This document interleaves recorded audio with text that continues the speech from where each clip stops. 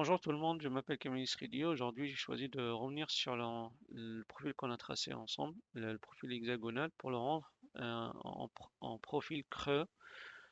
Comment le faire? Déjà, c'est simple. Déjà, il faut revenir en fait, il faut aller sur catalogue, catalogue de profil, parce qu'il s'agit d'une modification ici.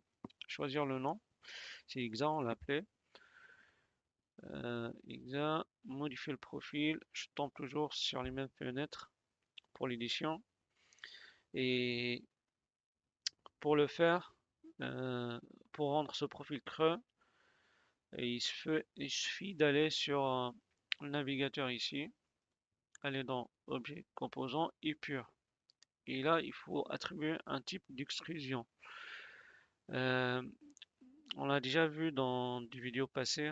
Le type, c'est celui-là en fait, soit par rapport à l'axe, il va extruder de façon symétrique ou à l'extérieur ou à l'intérieur. Comme on a déjà fait notre section hexagonale en fait par le biais d'un cercle inscrit, dans ce cas-là, à mon avis, ça sera plus intéressant qu'il s'extrude vers l'extérieur. C'est-à-dire, on va choisir le 1. Comme ça, on garde toujours le même diamètre. Si par exemple l'utilisateur il a donné 100, il voulait avoir toujours 100 en fait à l'intérieur de l'hexagone. Et du coup, il faut qu'il le profil euh, il part vers l'extérieur. Pour cela, je vais attribuer le 1. Comme ça, il va hop.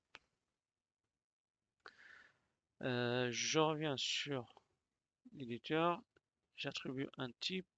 Ça va être 1. On a dit. On voit toujours rien. Ici, il faut, ben, c'est tout à fait normal. Il faut attribuer une épaisseur. Imaginons que si je donne 3 mm là, comme vous pouvez le voir, les 3 mm, ils vont de l'intérieur vers l'extérieur. On va le rendre dynamique ça. Ça sera intéressant en fait pour l'utilisateur. Et ça, je l'appellerai par exemple épaisseur. Euh, je donne un nom EP. Et là, par exemple, 5 mm. Et je prends le nom de variable, je le copie et je l'affecte ici, comme ceci. Maintenant, si je modifie ici, par exemple 10, comme vous pouvez le voir, maintenant il est plus épais, notre profil. Moi, j'en viens sur une petite valeur de 2. Et normalement, on a terminé. Et il suffit de tester ce profil maintenant.